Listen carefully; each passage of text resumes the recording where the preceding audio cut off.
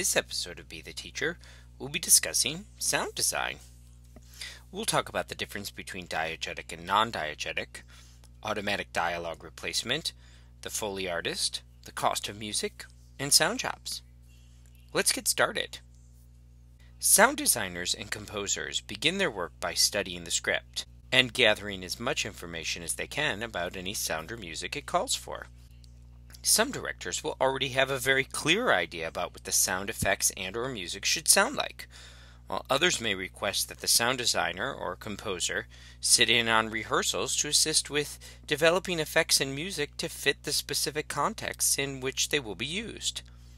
Once they have a precise sense of what the production needs out of the music or sound, the composer begins composing the necessary musical pieces, and the sound designer begins to gather and create necessary sounds. Like so many other areas of film, music, dialogue, and sound effects can each do the following things: suggest a mood, evoke a feeling, set a pace, indicate a geographical locale, indicate a historical period, connect otherwise, unconnected ideas, characters, places, images or moments, draw attention to a detail or away from it, indicate changes in time, emphasize a transition for dramatic effect, startle or soothe. At any given moment in a film, sound is likely to be doing several of these things at once. Before you understand the sound jobs available in the film industry, you need to understand the two different types of sound. There are two types of sound in a movie: diegetic sounds and non-diegetic sounds. But what are they? Diegetic sound is a sound whose source is visible on the screen, or whose source is implied to be present by the action of the film. It could be voices of characters, sounds made by objects in the story, music represented as coming from instruments in the story space. Listen to this example here. What a lovely surprise.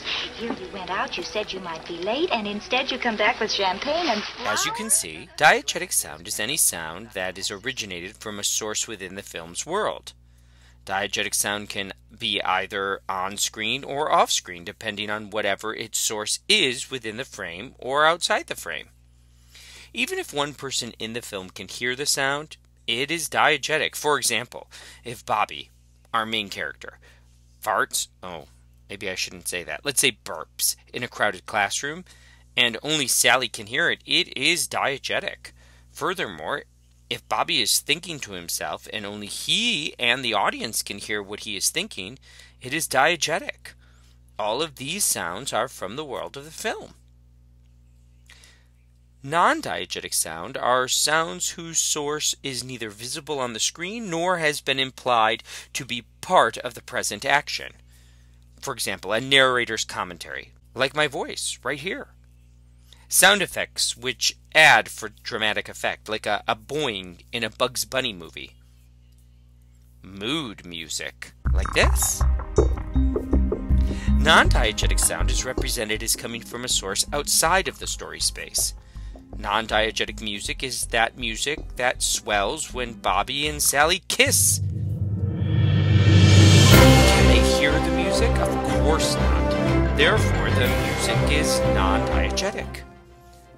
Diegetic and non-diegetic tie into the sound mini assignment. See, you're going to be creating a soundscape for a movie. For the sound mini assignment, you're going to read the script on the pages that follow. First, you're going to create a logline that clarifies your interpretation of the script. You see, when you read the script starring Chris and Mackenzie, those names could be boys or girls, you are going to determine what is going on. You're going to give meaning to the story by adding sounds. So you're going to come up with a logline. Remember our formula for the logline: the main character and what he or she wants, the villain who is standing in the way, and the complications that arise that make the story unique. To add a sound, draw a line from the middle line between the audio and visual parts of the script to the free space in the margin. Once there, add a sound, and please number the sounds as you go. Try to draw the line at the exact moment where the sound is going to occur. For example, here, you can tell by where the line is that these sounds are going to happen before I say the line, "You know the score." See, a noise comes from the desk, there's a sound, a buzzer, and the sound of basketballs bouncing, and then I say, "You know the score." Instead of annotating the script, feel free to film the script and edit the sounds in if you want.